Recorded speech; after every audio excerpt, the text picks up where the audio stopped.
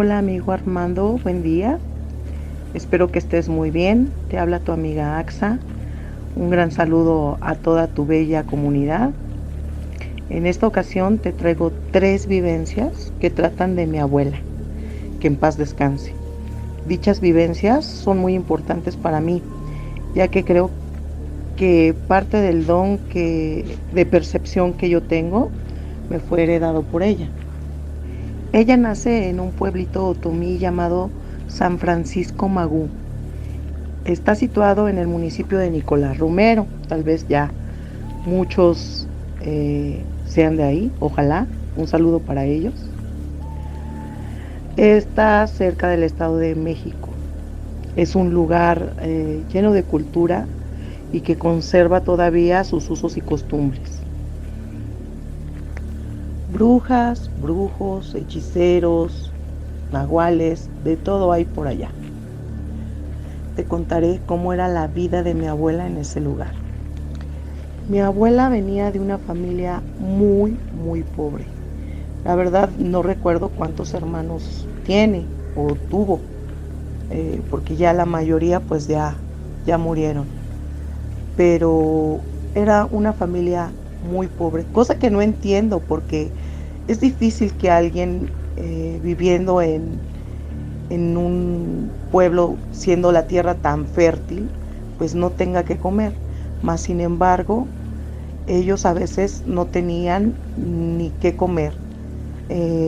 Tenían una dieta de prácticamente tortillas con chile, literalmente, cosa que se me hace muy extraña porque el abuelo tenía vacas, toros, pues, algunos animalitos y no entiendo por qué no era posible que se alimentaran bien. Vivían en una situación pues bastante pobre. Además era una familia bastante numerosa. Mi abuela me contó que salió de su casa como a los 7 años y se fue a vivir con su abuelo. O sea, dejó a sus papás para irse a vivir con el abuelo. Y fue precisamente por la pobreza que ellos tenían, porque por lo menos el abuelo comía mucho mejor, pero la situación allá con su abuelo no era tan buena tampoco, pues el abuelo había dejado a la abuela y se había conseguido a otra mujer. Entonces esta mujer maltrataba mucho a mi abuelita, prácticamente la tenía como criada, haciendo todo, y la maltrataba. Pero mi abuela se aguantaba porque por lo menos ahí le daban un taco para comer. Crece mi abuela y alguien le dice que aquí en la Ciudad de México pues hay buenos trabajos, ¿no? Donde les pagan por hacer limpieza y lavar y planchar y hacer todo lo que,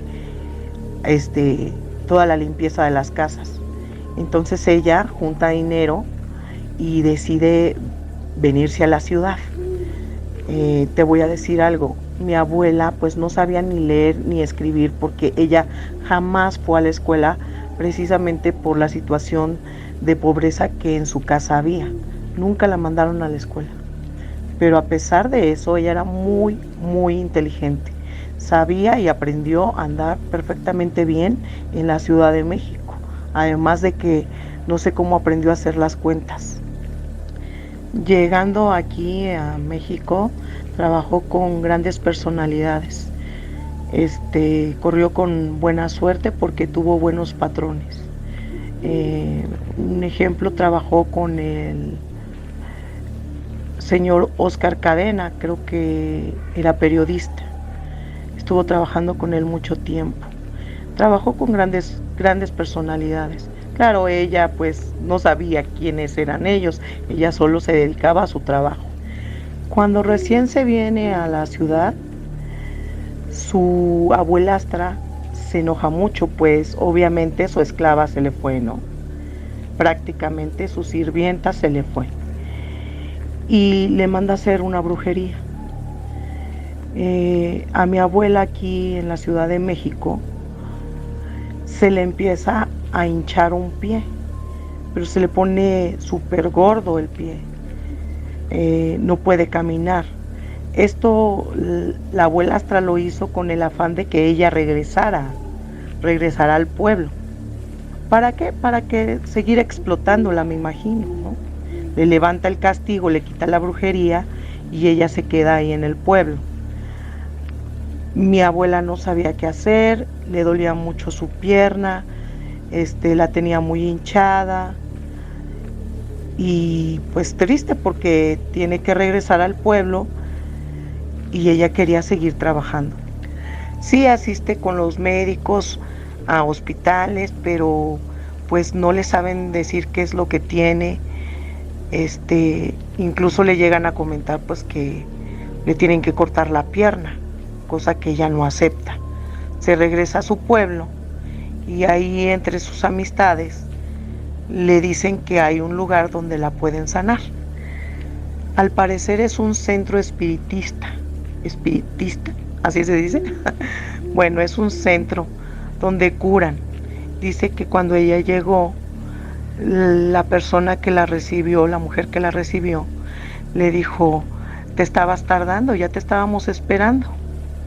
Entonces entró y le dijeron que ella tenía un mal puesto, una enfermedad puesta, ese era un mal impuesto por brujería. Ella me relató que sacaron una tina con agua, donde pusieron hierbas y pusieron su pie ahí y lo metieron. Entonces la persona que la curó dice que como que entró en trance y le dijo, mira, esta maldad te la hicieron con una penca de nopal de las más espinudas que hay allá arriba en los cerros. Agarraron esa penca y te la pusieron en el pie. Entonces, yo me imagino que en el astral, la persona que la curaba estaba viendo todas las espinas que tenía en el pie, eso provocaba la hinchazón. Entonces dice, la persona que la curó le dijo, tú tienes pencas de nopal en el pie, y entonces te voy a quitar todas las espinas ahorita y con esta agua te voy a lavar. Y dice mi abuela, o decía mi abuela, que ella sentía cómo le iba sacando cada una de esas supuestas espinas, pero que ella no veía nada. O sea, ella veía como la piel se levantaba, como si tuviera una aguja que le están sacando, o en este caso era una espina, pero no se veía, la espina era invisible, las espinas eran invisibles, no se veían a simple vista, y las iba tirando en la misma tina con agua, y luego con el agua le fue lavando el pie, y su pie se le fue bajando la hinchazón, y le exprimieron bien el pie porque ya se le estaba infectando, le volvieron a lavar con agua más limpia, le vendaron su pie y se sanó. Ahí mismo la persona le dijo, la que te hizo esta maldad fue tu propia abuela, tu abuelastra. Incluso dice mi abuela que cuando le estaban quitando todas las espinas del pie, la persona que estaba en trance estaba como si empezó a hablar como si estuviera regañando a la persona que le hizo la brujería.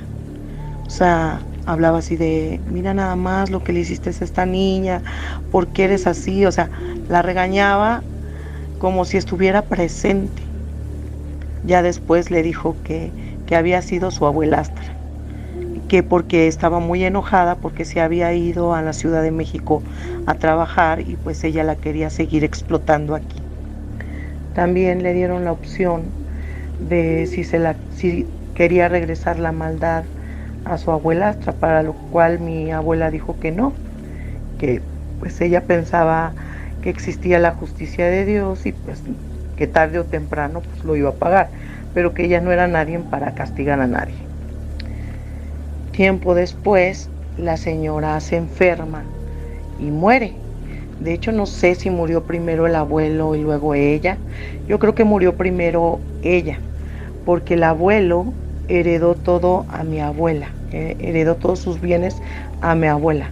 En ese entonces, el abuelo había pasado por tiempos de la revolución y escondían el oro en ollas de barro en el fogón, enterrados ahí en el terreno, donde ellos más o menos sabían.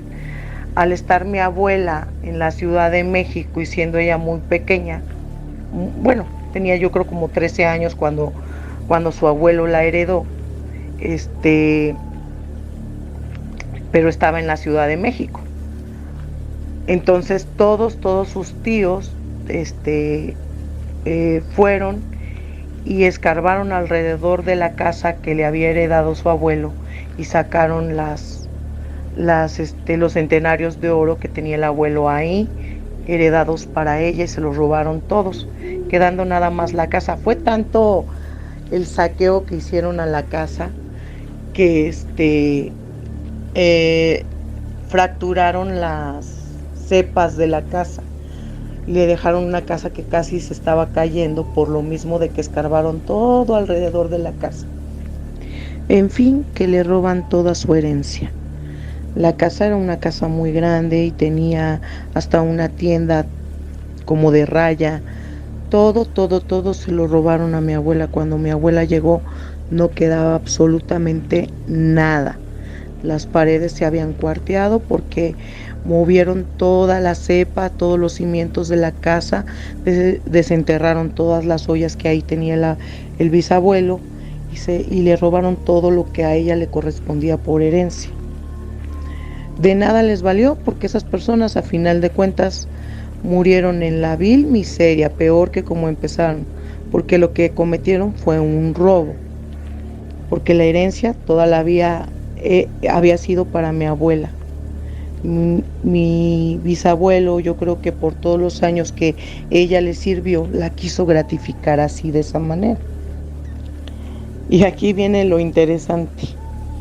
¿Sabes qué fue lo único que peleó mi abuela? Lo único que peleó mi abuela fue el cuadro de una Virgen de Guadalupe. O sea, el oro le valió gorro, eso no le importó, que se lo lleven. Todas las cosas que había en la tienda no le importó, los muebles, nada le importó. A mi abuela lo único que le dolía es que se llevaran a su Virgen de Guadalupe. Ella era muy devota a la Virgen de Guadalupe. Y entonces fue y peleó por su Virgen de Guadalupe hasta que se la trajo de regreso. Porque la Virgen de Guadalupe le dijo: tú no te preocupes de tu casa, porque tu casa nunca se va a caer si yo estoy ahí. En un sueño se lo dijo, y ella fue, luchó por su Virgen de Guadalupe y la trajo de regreso a la casa y la puso en ese pequeño altar que tenían. Hasta el día de su muerte de mi abuela quedó ese altar ahí. Y ella amaba profundamente a la Virgen de Guadalupe. Bueno, pues pasa el tiempo y, como es la ley de la vida, se enamora y conoce a un hombre.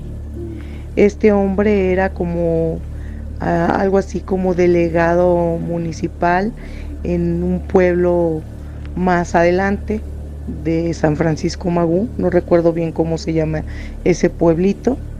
Y entonces pero él era así como delegado de seguridad, o sea, tenía un puesto de autoridad ahí en ese pueblo.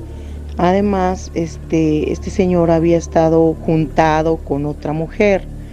Ya cuando empezó a andar con mi abuela se separó de esa mujer.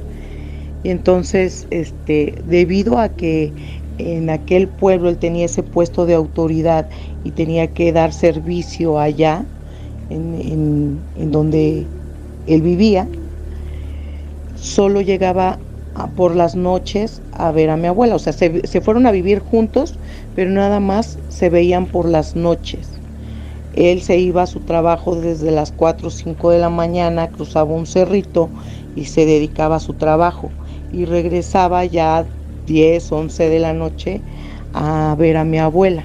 Mi abuela me contaba que ella sabía cuando él llegaba porque él llegaba en caballo, amarraba su caballo, lo pasaba al jardín o al patio de la casa, más bien, no jardín, patio de la casa, lo amarraba el caballo y caminaba hasta la puerta y le aventaba una piedrita en el tejado porque en ese entonces las puertas solo se cerraban por dentro y entonces aventaba la piedrita en el tejado y mi abuela se paraba y le abría y ya se acostaban.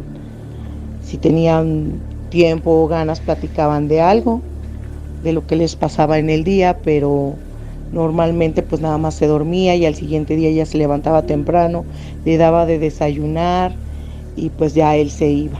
Y así era todos los días.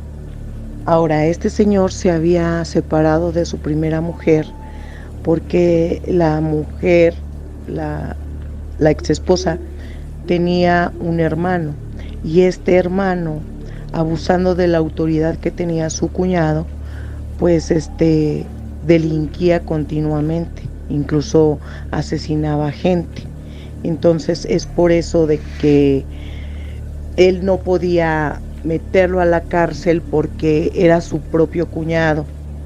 Este, y pues su mujer abogaba por su hermano, hasta que él ya un día se hartó de las fechorías que su cuñado hacía y se separó de esa mujer y les dio un ultimátum a ambos. Les dijo que ya no iba a tolerar más fechorías y que si su hermano volvía a cometer algún delito lo iba a meter a la cárcel y le iba a contar todos los delitos que le conocía. Entonces que pues que ya le pararan o si no él ya iba a ejercer la justicia como era debido.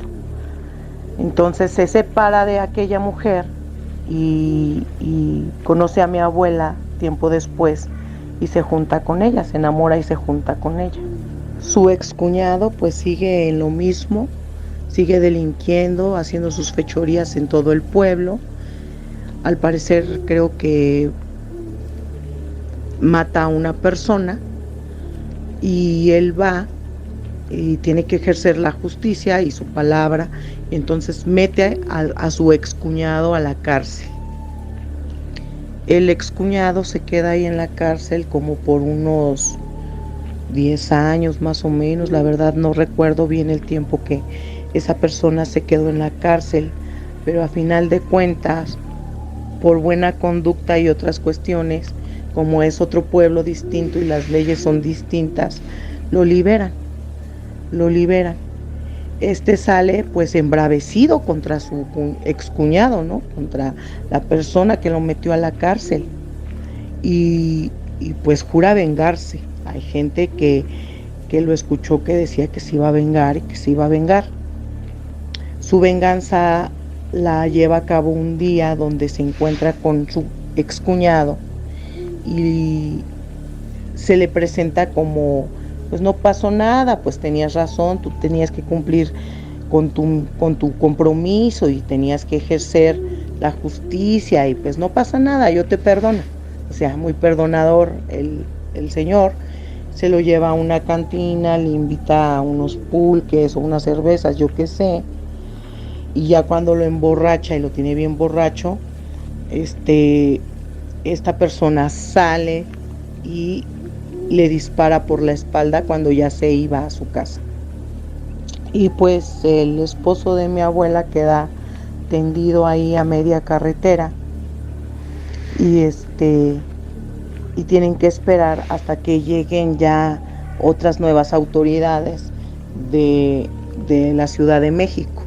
Tienen que nombrar nuevas autoridades y al parecer se queda mucho tiempo tirado ahí en la carretera, a medio de la carretera, pues porque su excuñado lo ejecuta, ¿verdad? Pero mi abuela no se entera de lo que pasó porque ella vive a otro pueblo más alejado. Entonces, jamás se entera de lo que pasa y ella me platicaba que el espíritu de su esposo, de su pareja, llegaba todas las noches como si estuviera vivo.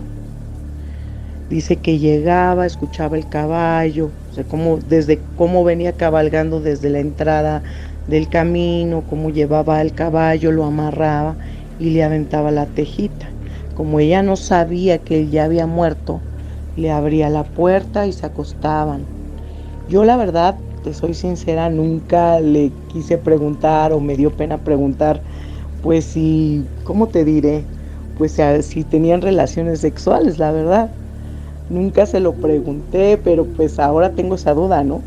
¿Tuvo relaciones sexuales con el fantasma o no? Realmente no lo supe, pero ella me decía que lo sentía frío, frío, que la tocaba y sentía como que estaba helado y que además a través de la ventana podía ver cómo él respiraba y ves cuando sacamos el vaporcito caliente de la boca, así veía el vaporcito caliente que salía de su boca. Y pues no hablaba, no hablaba con ella, se quedaban dormidos, pues al otro día se levantaba y pues no estaba el señor. Entonces ella pensaba, pues se fue tempranísimo, no me quiso despertar, tiene mucho trabajo y por eso se fue tempranísimo sin despertarme. Ahora en ese entonces pues no había luz, se ocupaban estas lámparas de petróleo, los quinqués. Entonces, para no gastar en andar prendiendo con cerillos el quinqué, pues ella dice que cuando le abría la puerta jamás prendían la luz. Entonces, ella veía la silueta, la sombra de él, cómo colocaba su sombrero ahí en un clavito que tenía. O sea, ella en sí no lo veía así a color, se puede decir, sino veía la silueta, la sombra de él, y ya después se metían a la cama y se acostaban a dormir. Así duró aproximadamente casi el mes, donde el espíritu de este hombre llegaba y se acostaba con ella, pero ella no sabía que estaba muerto, hasta que un día va al centro a comprar las cosas del mandado, al centro del pueblo, y se encuentra a las hermanas del difunto, a las hermanas de su esposo. Y entonces pues le dan el pésame y le preguntan que por qué no había ido al sepelio, y ella pues se queda así, ¿de qué me están hablando, no? O sea, ¿de qué me están hablando? Y pues ya las hermanas le platican que su pareja había muerto y cómo había muerto. Pues mi abuela, al recibir semejante noticia, se desmaya. Les dice, no creo, porque él llega aquí todas las noches a mi casa. O sea, ¿de qué me están hablando? Yo apenas en la noche lo vi. Se impresiona mi abuela y le da ese que te digo, se enferma de espanto. Se enferma de espanto. Para variar, la persona, o sea, el difunto sigue llegando. Sigue llegando a su casa todas las noches y se duerme con ella. Entonces, pues imagínate si no se enfermó de espanto.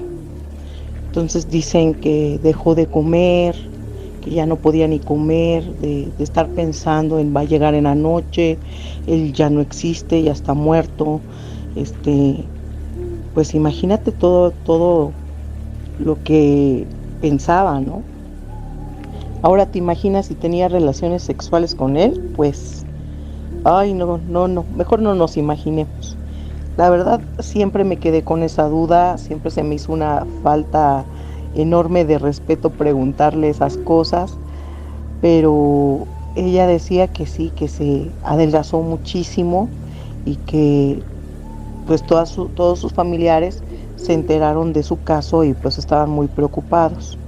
Entonces tuvo que ir otra vez al centro espiritista al que había ido cuando su abuelastra le había hecho la brujería, ¿no? Y entonces pidió ahí un consejo y ya les dijo lo que le estaba sucediendo. Ya la limpiaron y todo, pero le dijeron, mira, tienes que conseguirte un cirio bendito de la iglesia, tienes que prenderlo antes de que él llegue, tienes que estar en oración, tienes que estar pidiendo protección a Dios, y luego cuando él llegue, tú le vas a abrir la puerta, pero con el cirio prendido, Otra cosa, no puedes voltear a verlo, tú le vas a dar todo el tiempo la espalda. Tú vas a estar frente al cirio y no le vas a dar, no lo vas a ver de frente, pues. No lo vayas a ver de frente porque te puedes morir. Tú le vas a dar la espalda.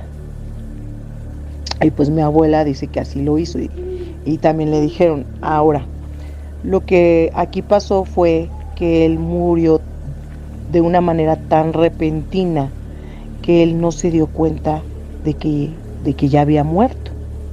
Entonces ella tenía que informarle que él ya no estaba viviendo en este plano. Y le dijeron, le vas a decir, mira, ¿sabes qué? Lo nuestro ya no puede continuar, yo te quiero mucho, te amo mucho, pero esto ya no puede seguir porque tú ya no estás entre los vivos. A ti te mató fulano de tal, y le tenía que recordar cómo había muerto.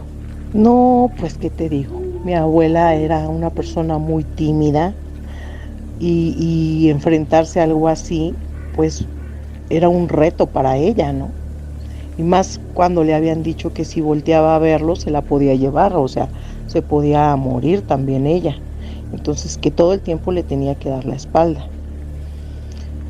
Pues ni modo, la vida es primero y por supervivencia ella hizo lo que le dijeron, se consiguió el cirio y efectivamente esa noche llegó también. Ella ya tenía el cirio prendido, ella ya había orado, entonces abre la puerta y rápidamente se coloca frente al cirio, se sienta frente al cirio. Y entonces le dice a él, tengo que hablar contigo, le dice por su nombre, tengo que hablar contigo. Mira, lo de nosotros pues ya no puede seguir, tal y como le dijeron, ¿no? Como le habían dicho las personas del centro espiritista. Lo nuestro ya no puede seguir, a ti te mataron, tú ya no estás en este plano, entonces te pido que te retires de mi vida, te pido por favor que ya te vayas a descansar porque pues tú ya estás muerto. Mi abuela siempre fue muy curiosa, cosa que también me heredó, yo soy muy curiosa. Ella dice que con el rabillo del ojo veía.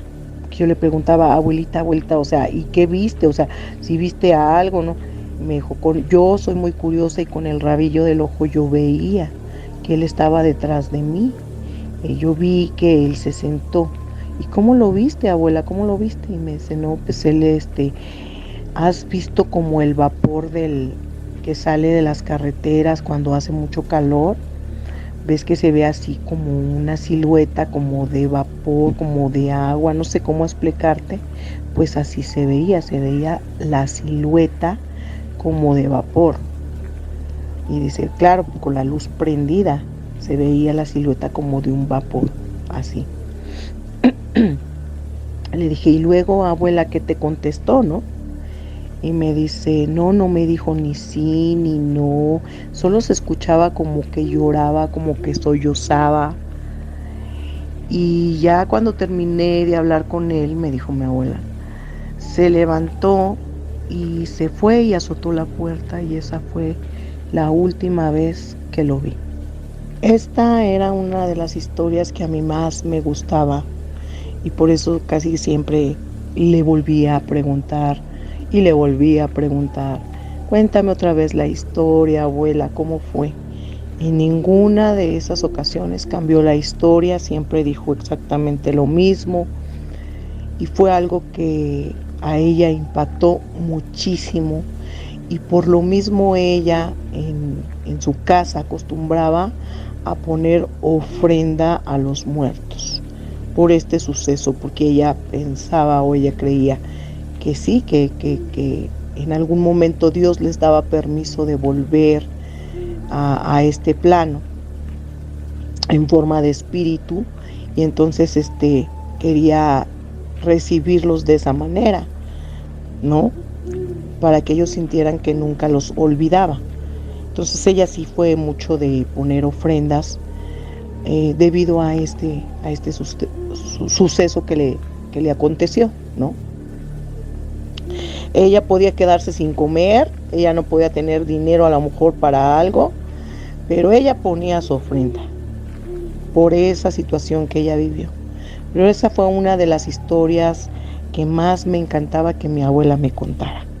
La verdad, yo luego me enojaba de que pusiera ofrenda por esa situación que te digo, pero bueno, pues comprendía que lo que ella había vivido la había marcado y pues no, yo no podía cambiar lo que ella sentía o lo que ella pensaba, por más que yo intentara, ¿verdad?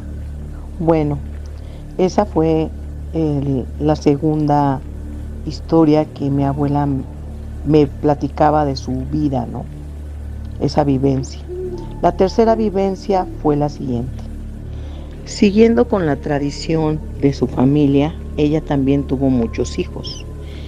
En su vida tuvo 6 hijos, pero 2 se le murieron, quedando 4, 2 mujeres y 2 hombres. De los 4, el mayor es mi tío, o sea, es un varón. A él lo mandó a trabajar aquí a la Ciudad de México. Como eran, te digo, muy pobres, lo metió desde pequeño como mocito. Así decía ella, que lo metió como mocito. Pero realmente también corrió con muy buena suerte porque su patrona lo quería realmente no como un mozo, no como alguien de servicio, sino como un hijo. Y en esa casa donde él llegó se quedó a trabajar por muchos años. Cada fin de semana iba y veía a su mamá, o sea, mi abuela, le llevaba algo de dinero y o salía y se compraba cosas, pero siempre se comunicaba de alguna manera con su madre, ¿no? Para decirle a dónde iba a ir, qué iba a hacer. Hasta que cierto día dejó de comunicarse con ella y pues pasa una semana sin que le hable a mi abuela, pasa 2 semanas, 3 semanas, pues mi abuela se empieza a preocupar y y va y lo busca en su trabajo, para lo cual la señora le dice, ya no está aquí, no sabemos dónde está, dejó todas sus cosas, se fue, en un día de descanso, ya no regresó el lunes, ya no regresó toda la semana y pues ya desde hace 3 o 2 semanas ya no está aquí. Y mi abuela pues se preocupa muchísimo porque pues es su hijo, ¿no? Y pues siempre estaban acostumbrados a comunicarse, a decirse todo, o sea, había una unión familiar pues. La patrona de mi tío le dice que pues había estado buscándola para decirle, pero que no sabía dónde encontrarla, para informarle pues que su hijo pues no había regresado al trabajo, que realmente no era un trabajo, era parte de la familia prácticamente. Entonces mi abuela se preocupa mucho porque aunque mi tío ya tiene como 21 o 22 años aproximadamente, pues nunca había hecho algo semejante.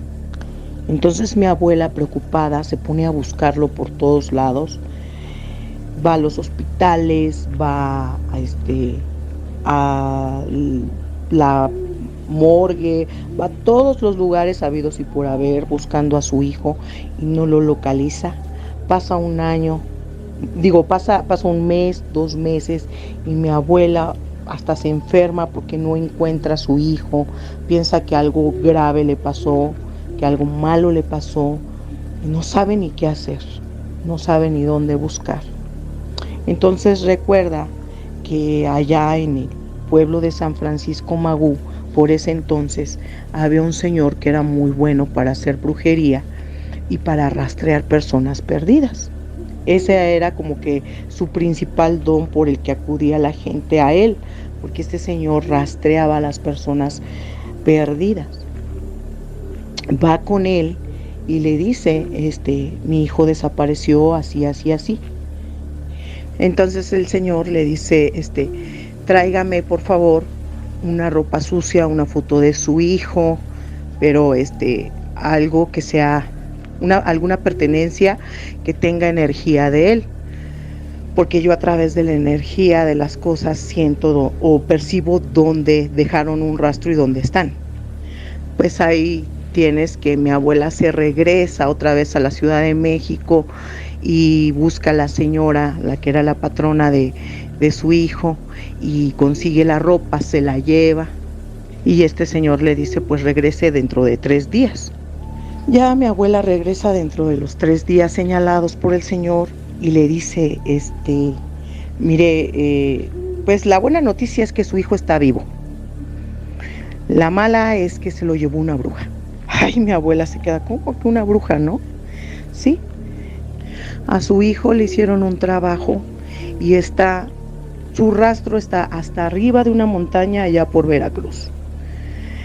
Y pues lo tiene esta señora, lo tiene trabajado. Entonces mi abuela dice, pero pues no puede hacer algo, usted ayudarme de alguna manera para que él regrese, yo quiero saber cómo está él. Pues mire, él está bien, pero está trabajado. Tiene nublada la razón, le dice este señor. Entonces mi abuela le dice, ayúdeme por favor, o sea, yo necesito verlo, que él está bien, por favor dígame, no puede hacer algo para que él regrese. Dice, mire, lo que podemos hacer es que yo la puedo guiar para que usted lo vaya a ver, para que usted vea que él está bien. Pero yo a enfrentarme con esa bruja, jamás, porque es una de las brujas más chingonas que existen por allá por Veracruz. Y pues enfrentarme yo a ella es perder la vida.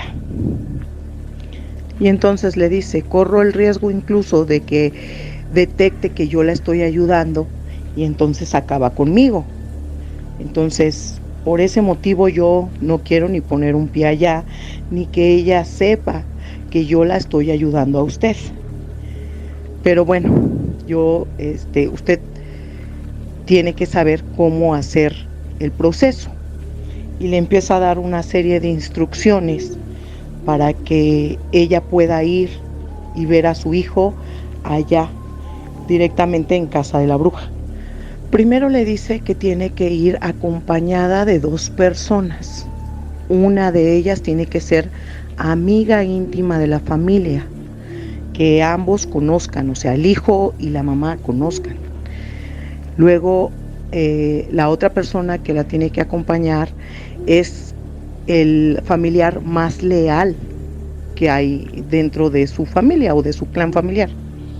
Le dice que ella tiene que ir en medio de las 2 personas, de la amiga de la familia y del familiar, y que no se deben de separar, porque esto va a ser como una protección para ella. Luego le dice que no tienen que ir hablando de lo que van a hacer, sino que tienen que ir en silencio, de preferencia en oración. Le dice dónde sale el camión y cómo se van a ir. Y le dice que va a estar comunicándose con ella a través de su mente. O sea que ella iba a escuchar la voz de él en su mente, que la iba a estar guiando hasta que llegara allá donde vivía la bruja esta. Y al final le da la instrucción más importante de todas. Le hace mucho hincapié en lo siguiente. Le dice, su hijo está trabajado. Aunque para usted ya pasó casi 1 año de que no lo ve, para él apenas han pasado unos días. Él no tiene noción del tiempo estando allá. Para él son unos días los que ha pasado allá. Para usted aquí, para nosotros, es casi el año, para él no. Si usted le dice que ya tiene tanto tiempo desaparecido, lo va a volver loco, porque él no tiene noción real del tiempo. Es como si él no... O sea, en pocas palabras, para él prácticamente 1 mes sería como 1 semana. Le da a entender eso. También le dice que no lo tiene que obligar a regresarse, sino más bien tiene que tratarlo con mucho cariño y mucho amor, y decirle que lo espera en la casa, que lo invita, no sé, con algún pretexto para que él quiera regresar, pero no lo tiene que forzar a regresar a su casa. porque también eso lo que va a hacer es que él no regrese jamás a verla. Entonces, mi abuela ya lo entiende muy bien, lo comprende y señalan el día en que van a hacer todo el procedimiento y así es. Ese día ese señor no va a dar consultas, se lo va a dedicar a ella exclusivamente. Obviamente le cobró carísimo porque estaba en juego su vida. Mi abuela no sé de dónde sacó el dinero, pidió prestado, no sé qué vendió. Total que junta el dinero con mucho esfuerzo, pagan, ya hacen la cooperacha también entre todos y pagan al brujo para que vayan a hacer ese procedimiento de rescatar a mi tío. Lo menos intentarlo, ¿verdad? Y así, tal cual lo dijo el señor hicieron todo el procedimiento. Y decía mi abuela que ella iba escuchando a través de su mente cómo este señor le iba diciendo: es este el camión, vete por acá, haz esto, da vuelta aquí, así, ¿no? Entonces, dice mi abuela que le pasaba que cuando ella adelantaba el paso y la amiga y el familiar se quedaban un poco atrás, ella sentía como que temblaba, como que le movían el piso. Entonces regresaba rápido a ponerse a la par de ellas para no sentir eso, que eso era algo que se adelantaba tantito porque pues ella estaba desesperada, ya quería llegar y entonces ellas seguían las instrucciones y la jalaban otra vez, pero cada vez que ella se separaba de las dos personas, ella sentía que le movían el piso y como si se fuera a desmayar y a perder el sentido. En determinada ocasión ya deja de escuchar la voz del señor que la va guiando, del rastreador, y entonces no sabe si la montaña que está ahí enfrente de ella es la que tiene que subir. Entonces le pregunta ahí a alguien dónde puede localizar a la señora, a fulanita de tal. Porque el rastreador le dio hasta el nombre de la señora. Entonces dice: busco la casa de fulano de tal, no sabe dónde es, y le dicen, en una casa le dicen: mire, la casa que usted está buscando es hasta allá arriba, hasta ese cerro que tiene ahí enfrente. Hasta allá arriba, hasta lo más arriba hay un claro y ahí vive ella en unas cuevas. Dice: pero yo no sé a qué va allá, ceñito. Dice: allá está muy peligroso y esa señora pues es una bruja y es una bruja mala, o sea, ¿a qué va allá, ceñito? Y entonces se le sale, abre la boca a mi abuela y le dice: es que voy buscando a mi hijo, que se lo trajeron para acá. El señor le había dado indicaciones para que no dijera nada, le dijo que tenían que ir en silencio. Ahí ya fue error de mi abuela. Al contarle a estas personas, ella no tenía que decirles nada. Si al caso preguntar dónde vivía la señora, pero de hecho nada les tenía que decir. Pero bueno, total que suben la montaña y efectivamente en medio del claro encuentra a su hijo sentado en medio del claro con una bebé en brazos. Resulta que mi tío ya tenía a su bebé. Yo soy la primera nieta de mi abuela, la segunda nieta es esta hija de mi tío, mi prima.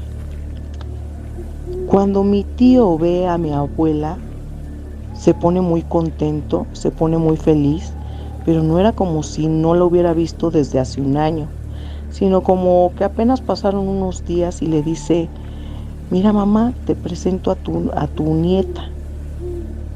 Es tu nieta, es mi hija. ¿Sí? La niña ya tenía como unos 3 meses de nacida, era una niña. Al lado de mi tío se va acercando la que era su mujer y los hace pasar. Atrásito de mi tío estaba una pequeña casita como de un cuarto donde vivían ellos, y más atrás estaban las cuevas donde vivía la suegra, o sea, la mamá de la muchacha. Y hacen pasar a mi abuela y y a nuestros familiares a ir a las cuevas. Y la señora los pasa y les dice los estaba esperando. Mi abuela relata que le dio muchísimo miedo, que esta señora en la entrada tenía un búho puesto como en un palo, y un búho enorme, y que tenía todo lleno como de cosas colgadas y frascos y cosas así. La señora les dice los estaba esperando y le dice a mi abuela por su nombre y le dice: ¿cómo ves, señora, que casé a su hijo con mi hija y los casé por la iglesia? Ahí está el cuadro donde están casados por la iglesia. Mi abuela se quedó sin decir nada, no sabía ni cómo ni qué decir. En la entrada de la cueva estaba un cuadro donde estaba una foto, pues, donde estaba su hijo y la hija de la bruja casándose por la iglesia. Dice: como ve, usted ya no los puede separar y no puede hacer nada. Si los quisiera separar, ¿verdad? Pero pues no va a poder, porque el matrimonio es un lazo muy fuerte que ellos tienen que respetar. No, mi abuela pues al principio estaba feliz por ver a su hijo, ¿no? Ya la angustia se le quitó, pero otra vez le regresó cuando esta señora le dijo eso. Pues ya les invitó un vasito con agua, algo de comer, pero obviamente ellas no comieron nada. Y la señora le dijo: sí, yo ya sé quién le ayudó. De hecho, él, ahorita me estoy ocupando de él, porque yo sé quién les ayudó para que ustedes llegaran acá. Pero bueno, no importa, ahora somos familia, todo queda disculpado, etcétera, etcétera. Total que mi abuela se retira de ese lugar y al final habla con su hijo y le dice: mira, hijo, no vayas a bautizar, es lo único que se le ocurre, ¿verdad? Le dice: no vayas a bautizar a la niña sin que esté yo presente, bautízala de preferencia en la casa, yo te pongo el mole, yo te pongo el arroz, yo te pongo hasta el guajolote para que a ti no te cueste nada, y bauticen a esa niña, y pues los espero en mi casa para que bauticemos juntos a la niña. Hay que venga tu mamá, le dice a la muchacha, que venga tu mamá, dice, y los bautizamos y hacemos una fiesta. Bueno, bautizamos a la nena, ¿no? Así le dijo. Su hijo le dice que sí, pero mi abuela pues es bien terca, ¿no? Y le saca la promesa: pero me lo prometes, hijo, me das tu palabra que vas a llegar allá. Sí, mamá, sí, porque pues no me invitaste a tu boda, yo estoy muy sentida porque no me invitaste a tu boda. Pues ahora por lo menos déjame estar en el bautizo de tu hija. Los espero en la casa, lo más rápido posible para que esta niña se bautice. Mi abuela pues prácticamente haciéndose tonta, como si no supiera nada, como si nada de la brujería le hubiera sido informado. Así lo cuenta.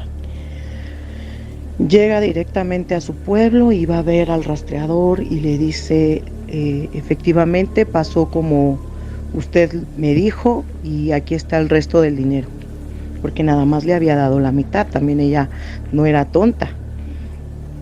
Entonces el rastreador le dice: usted cometió un error, y pues la señora sabe que soy yo quien le ayudó, y pues me ha estado atormentando todas las noches.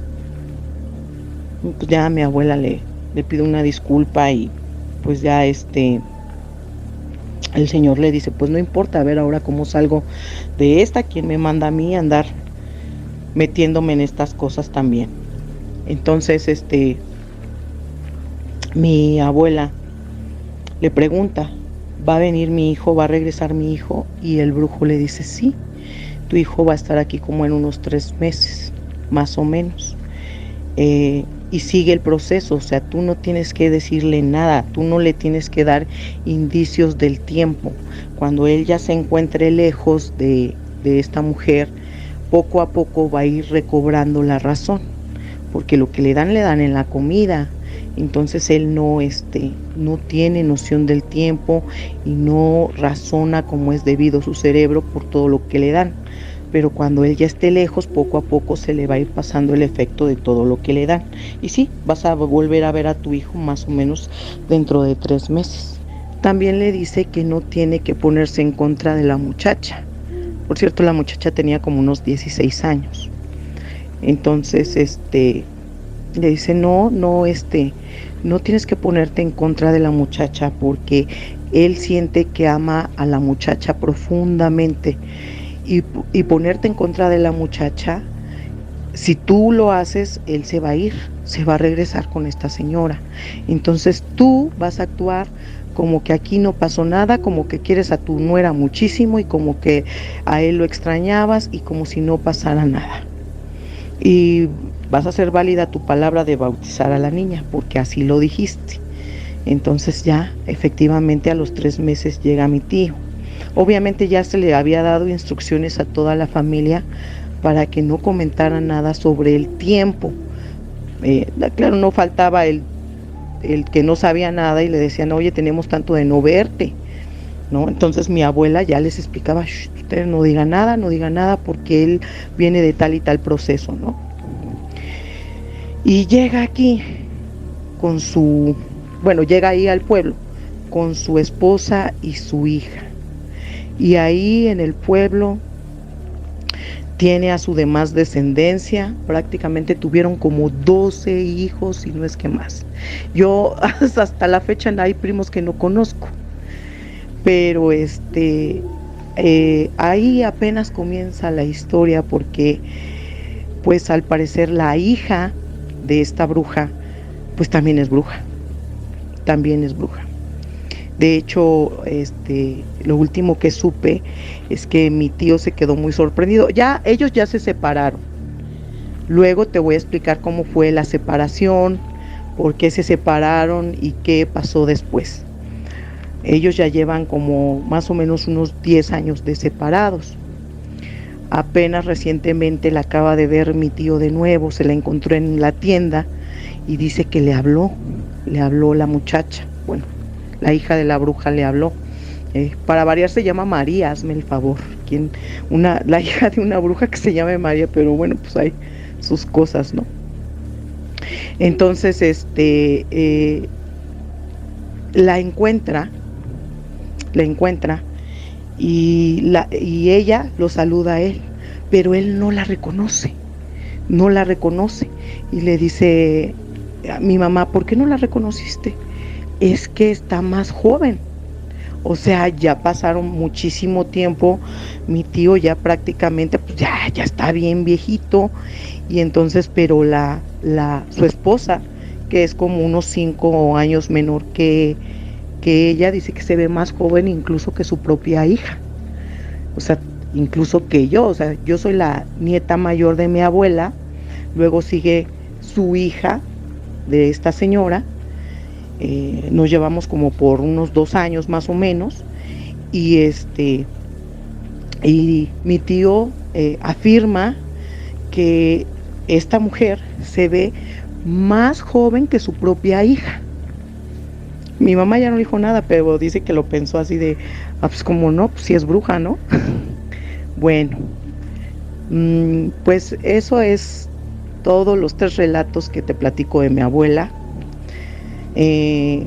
Pasaron más cosas, te las iré contando conforme vayamos más adelante.